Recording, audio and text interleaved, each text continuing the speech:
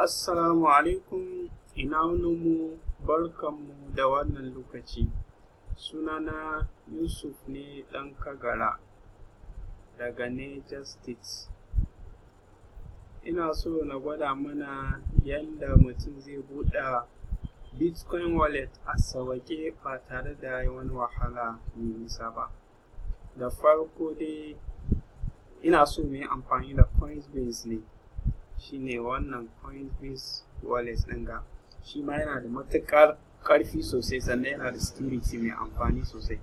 So wannan link nawa ne na inviting ɗan mutum daga Coinbase ɗin. In yanzu mutum ya amfani da wannan link ɗin nawa, in ya yi amfani da shi ya yi creating, ya siye irin kamar Bitcoin ya kai na $100 haka, za a ba shi kyautan $10 a sama. Saboda ya yi amfani da inviting ɗina sannan ni ma zan samu wannan $10 nan. Amma mutum ya buɗe haka nan kawai ba tare da ya amfani da inviting link ba, da zai samu ko da nawa ya samu. So amma mutum ya sa ƙasa da $100 bai zai samu ba. Yanzu na yi copying ɗin wannan link ɗin, ina so na je browser ɗin sai in wannan, sai in buɗe shi mu gani, bari in paste. Gashi nan dai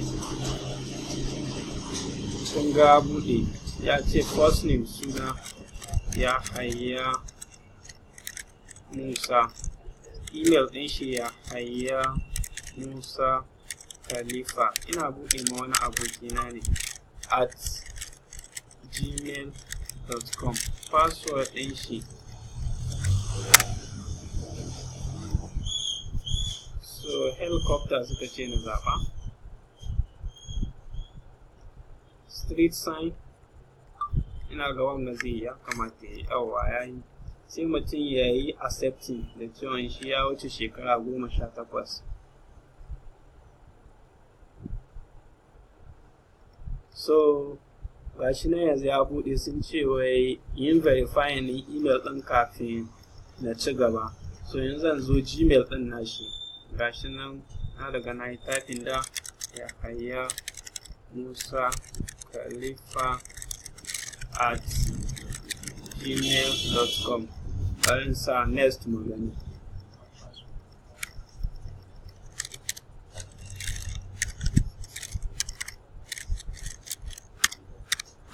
Yanzu kun ga na gama saka password ɗin. Yanzu email ɗin zai bude. Yawwa kun ga mail ɗin ya buɗe, so nan ya buɗo min wajen abin gani, amma bari in ƙarasa mail.google.com sai ya bani inbox ɗina direct. Yawwa kun ga ya buɗo, kun gan shi nan, please verify your email. Bari na yi verifying domin sai accepting ɗin wallet ɗina. Kun ga sun ce man your email has now been verified successfully. Shikenan in kun lura inda na tsaya kun gan shi nan, shi ma ya nuna ya buɗe dashboard. Kun ga dashboard yanzu gashi nan ya nuna min. A yau ana nuna mana farashin Bitcoin ke kai na $1,579,000.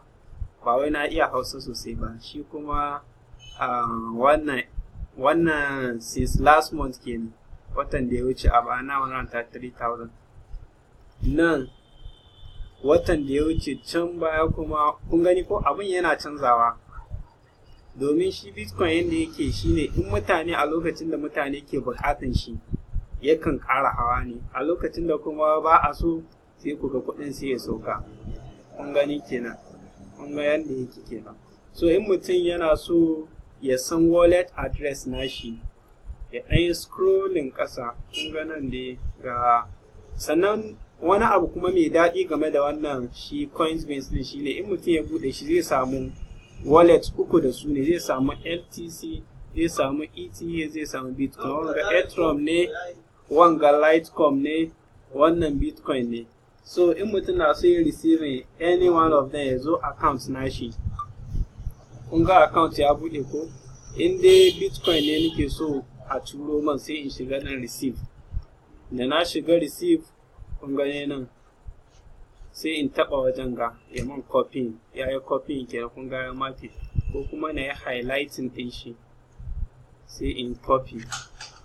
So sai in je wajen kowane irin friend da nake so in tura mawa, sai in tura mai ta WhatsApp ɗin shi mai pasting ko ta inda dai ake so da a sai da man abin.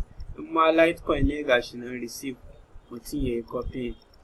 Etron ne gashi nan. So haka shi ake buɗe shi wannan Bitcoin ɗin, Bitcoin wallet na Coinsbase. Da fatan ina tunanin za mu iya sanin yadda ake buɗewa yanzu. Ina fatan wannan bidiyo ɗin zai taimaka. Dan Allah a ringa liking, in an kalla a ɗanyi liking. Zan sa wannan invite link ɗina a ƙasan description na bidiyo ɗin, so that in za ku buɗe sai ku samu hanya mai sauƙi na buɗewa. Na gode ƙwarai da gaske. Yusuf ne daga Kagara. Sai an ji mu.